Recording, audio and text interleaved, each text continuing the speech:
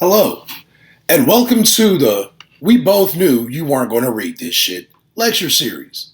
Basically, I'm going to try and break down scholarly works from a typical Introduction to African American Studies class. I'll give that information to the people in short, sweet, and easily digestible PowerPoints and accompanying lectures. In today's climate, a lot of people have been learning a lot of new ideas, but they may not know where these ideas came from or what to do with these new ideas. Even though the source material is out there on these internet streets, you and I both know you weren't going to read this shit. Oh, yeah, and since I'm doing this for free and out of the comfort of my own home, I'm going to be drunk while I do it. So, this entire lecture series is not suitable for children, primarily because I used adult themed topics to explain some of my academic ideas. And I cuss a lot. So actually, if you have a problem with adult themed conversations or cuss words, I encourage you to go find another video to watch now. But anyway, so now that I got that out of the way, I guess it would help if I uncork.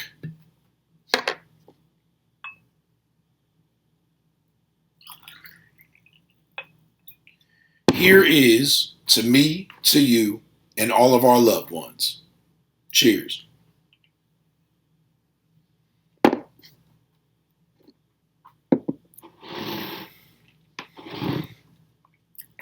Goodness gracious. Today is my overview presentation and lecture for the entire series. It's kind of a historical framework, which will keep some of the stuff that we talk about later in order. It'll also explain the timeline for my overall lecture series topic by topic. So let's go ahead and jump into it. So this is my first time going live in public with some of my ideas. So I'm a little nervous. So, half a shot, right?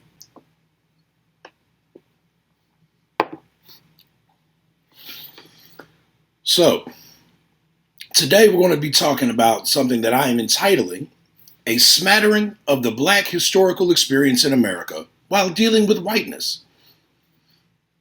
Now, this is just a little bit of food for thought by me, Anjan Basu. So, before we get all the way started, I want to start off with this idea, this graphic that I saw on various social media outlets, in which it charted the historical timeline for Black folk in America, where it was, and it'd be dates 1525 to 1865 and so on and so forth. So I went to Google, I found the image, and I copied it because I was going to use that. And then my wife was like, no, baby, you can't do that. You might be infringing on someone's intellectual property, trademark, whatever's. So I was like, all right, cool. What's the best thing for me to do? And she said for me to make my own. So that, ladies and gentlemen, is exactly what I've done. Now, before you start laughing at me, because I know this shit looks like it was drawn by a kid or someone really old on the other side of that coin. I've clearly been drinking, and I don't know what level of craftsmanship, what are your expectations for me? I'm glad I figured out how to do the text box. But this is basically the timeline. Now, 1619 is not necessarily the first date, but it is the most widely accepted date where Black folks, kidnapped Africans, were brought to the North American continent under the power of Europeans, or Euro-Americans, as I call them at that time, right? They came, whatever. So basically, you see, we got slavery, Jim and Jane Crow / segregation, and then the post-civil rights era, right? And then we end in our present day with mass incarceration. So before we all the way get going, a couple of points of interest. The main thing I need you to understand is that white people did not invent slavery. As long as we've had societies and cultures and shit, we've always had oppressive societal structures. In feudal Europe during the Black Plague and, fucking Monty Python and shit, right? Back then, serfs. They were crushing. They were getting crushed under the weight of the feudal system. Or they used a feudal system in China and Japan for a long time. In India, it was the caste system, so on and so forth, right? Now, what is a point of interest, though, is that Americans did slavery unlike everybody else from as much as I've studied. And they did it as chattel slavery. Now, chattel slavery, chattel short form means livestock, but there's a certain way I need you to envision the idea of livestock. And that's when we eat our chicken wings. Everybody loves chicken wings. I like lemon pepper. I like teriyaki. Sometimes I go with the Daytona at Hooters. I'm just going there for the wings. And, sometimes I might get the honey barbecue, but I love wings. Wings are awesome. Now, when we think about the wings, one common debate is flats or drumettes, right? We don't call them drumsticks because they're too small to be full-grown chicken drumsticks, which then leads me to this idea. Where the fuck do we get little-ass wings and little-ass legs? We get them from little-ass chickens, also known as baby chickens, the cute ones, the yellow ones, the ones you see at Easter, peeps, shit like that, right? All cute and fuzzy and just so full of life and innocence and just fuck them. I'm hungry. I need my wings. It's Wing Wednesday. They wouldn't have put the word wings in with the day Wednesday if it didn't go together. So fuck these baby chickens. All the way. I need my teriyaki. Run it right now, right? That's the beauty of chattel. Americans made their slaves chattel. They made them livestock. America stripped these kidnapped Africans of their humanity. And that was the kicker. That's where America, has always been great, if you will, right? So let's dive into the history. You'll notice that the words are color-coded to the time period that I'm talking about, right? Because I don't know how to do all that fancy animation shit. So, August 19th, 1619, the first black Africans arrive. These are considered to be the first blacks and the first whites, really, were all indentured servants, which is you get treated like a slave, but only until you pay off your debt. And then once you pay off your debt, you get to be a person again. It's different than slavery, right? There's an end in sight for indentured servitude. By the 1640s, however, indentured servitude had largely been replaced by the laws that established slavery, right? By 1662, which is only about, 20, 40 years after, Jamestown, the first law in the colonies was passed making the children of slaves slaves as well. I want you to think about this. We've been taught that the pilgrims came here to escape religious persecution. Them motherfuckers got here and then turned around and was like, how do you take, you got to be cold-blooded to take a brand new, cute-ass baby, you know what I'm saying, just fucking smiling and reaching for your cheeks and shit. You look at him like, fuck you. I can't wait till you're big enough to get out of here in these fields. And that's what the people that were escaping, so-called escaping Europe, were dealing with. Now we're going to fast forward 200 years because from 1619 to 1865, shit did not change. Shit was static. It happened for a minute, right? Now, in 1861, the Civil War starts. Now, we are taught that the Civil War was fought over slavery, which is true, but it's not true. So slavery was how the South made their money. The North wanted some of that money. The South said no. The North said yes. And then the South was like, fuck you, we'll start the Confederate States of America, right? So at one point, the North, while the battle was going on, decided, we're going to hamstring their production. Thus, the Emancipation Proclamation and Abraham Lincoln freeing slaves that he technically had absolutely no control of, because these slaves weren't even citizens of the United States at that time. But that's neither here nor there. Slavery is abolished in 1865 with the ratification of the 13th Amendment. And then we have Juneteenth, which is gained in popularity over this last year, really. But basically, it's the day that the last of the slaves got word that they were free. And so basically, it was just like slavers trying to bypass the law for as long as they could, right? Now, the 14th, so the 13th, 14th, and 15th Amendments. These are the quintessential, in my mind, civil rights U.S. constitutional amendments, right? So the 13th Amendment was passed in 1865. It abolished all servitude or bondage, comma, except as a punishment for a crime. That is a big, like, comma phrase, whatever the fuck they call it, right? I should know, but yeah. It'll come back to us later, right? So that was the 13th Amendment. That effectively ended slavery. The 14th Amendment, ratified in 1868. If you're born in America, you are an American and no state can infringe upon those privileges of citizenship. If you're born here, you're American. That's the way it goes down. Then we had the 15th Amendment, ratified in 1870. It is illegal to prevent someone from voting based on race, color, or previous condition of servitude. Meaning, you cannot deny an American citizen, if they were born here, right? You cannot deny that person their right to vote based on the fact that they may be black, or they used to be a slave, or they're too dark-skinned, yellow-skinned, whatever, right? You can't do any of these things. So by 1870, all three of these constitutional amendments were passed, right? Now, we're going to fast forward through Jim and Jane Crow and segregation, right? You can't drink from this water fountain. Schools had to be separated. Medical facilities were separated. So, 1963, Police Commissioner Bull Connor uses fire hoses, that's supposed to say hoses, uses fire hoses and attack dogs to disperse peaceful demonstrators. If I understand it correctly, the fire hose can create enough water pressure to where the water strips the flesh from your bones. The police were turning their dogs on pregnant women.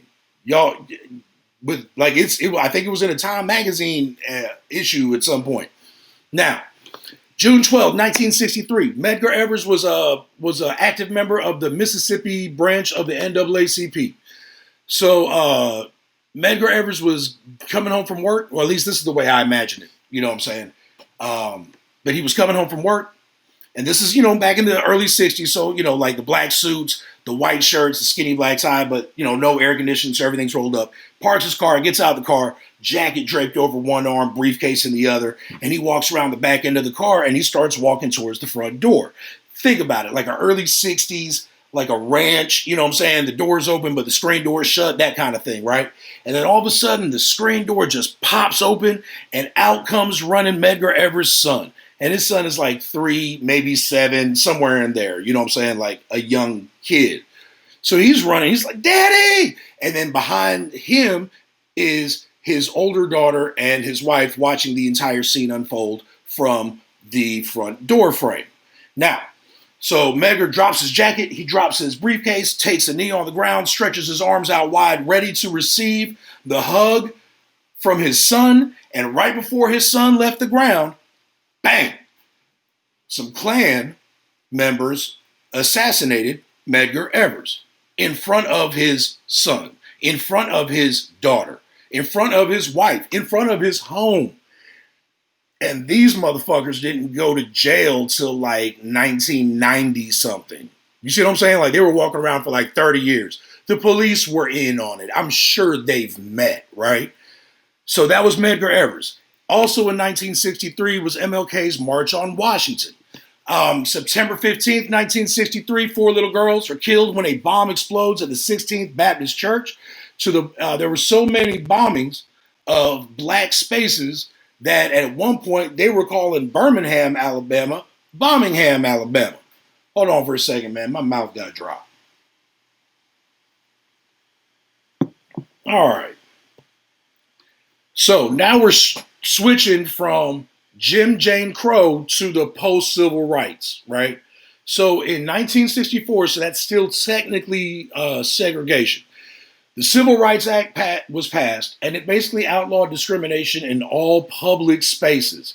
Like, a public accommodation. So stores, hotels, motels, restaurants, schools, so on and so forth. Any agency that receives federal funding could not discriminate. The only people that are allowed to discriminate are private clubs, but it doesn't really define the term private per se, right? Once that passed, that's the civil rights. You know what I'm saying? Like that, we got it, right? And in 1965, the Voting Rights Act outlawed discriminatory voting practices in the United States. Now, what's crazy about this? The 15th Amendment, which was ratified in 1870, right, said that you could not, it was against the law in our most sacred and holy of motherfucking American documents. You could not prevent a U.S. citizen from voting. It took them damn near 100 motherfucking years to damn make good on the goddamn constitutional amendment that they passed in the first fucking place, right? I get a little hype about this because trustworthiness starts to pop into my mind when I'm looking at America, right? So, murders. In 65, Malcolm X is assassinated in Harlem, New York. 68, Martin Luther King Jr. is assassinated in Memphis, Tennessee. In 2008, I think, we get Obama, the first black president. And ever since 1965, we've pretty much been sitting in the era of mass incarceration, the prison industrial complex, which we'll get to later on in the series. And just overall, like, it's kind of fucked up, right? So, let's do a little bit of math. Black Americans have been in this country from 1619 to 2020. That makes for 401 years in this country, on this continent, if you will, right? Of that 401 years, 246 of those years were legalized slavery. Slavery was a part of economics, religion, education, politics, law, culture, all of it, right? Like, because back in slavery, Frederick Douglass told us, there was a white heaven and a black heaven under Jesus. And that's just the way shit was back then, right? So that's 246 years of legalized slavery. The end of the Civil War, 1865, to the passage of the Civil Rights Act in 1964 is 99 years, but I'm rounding it up to 100 for my math. So out of the 401 years on this continent, under white people's control, quote unquote control, Black Americans have been enslaved and or legally discriminated against for about 346 years, which means that Black Americans have enjoyed full protection under the United States Constitution for only about 55 years. Just to drive the point home, motherfucker, I'm 44. Like, I'm not that old. I got young kids and shit. What the fuck are y'all talking about when you, like, I just don't get it. They be like, all lives matter. Your wife says that all dicks matter. Suck on that, ho. But you can't say that shit out loud. You know what I'm saying? Like, that's the problem, right? So, the police around the nation, because of the war on drugs, because of the the prison industrial complex, they are killing innocent and unarmed Black Americans around the nation. And these very same police officers are facing no consequences for their actions. And you can kind of see why today is today when you put there's a narrative arc that we see in this graphic. Yeah, it's the African American experience. But the African American experience doesn't exist in a vacuum unto itself. It deals with the pressures of oppressive and marginalizing whiteness, right? And that is what has shaped the African American experience on this particular timeline, right? So that's pretty much the entire joint for today. I hope you enjoyed it. Once again, I'm not breaking down any scholarship today. I'll do that on the next one. But I hope you enjoyed it. But before we go, ladies and gents, let me do this for you. Though.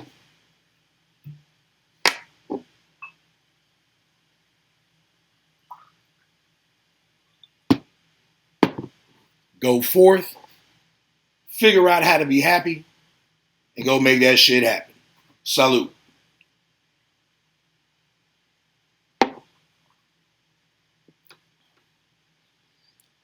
Whew. It burns. This is Anjan Basu. I hope you enjoyed the first episode of You Knew You Weren't Going to Read This Shit.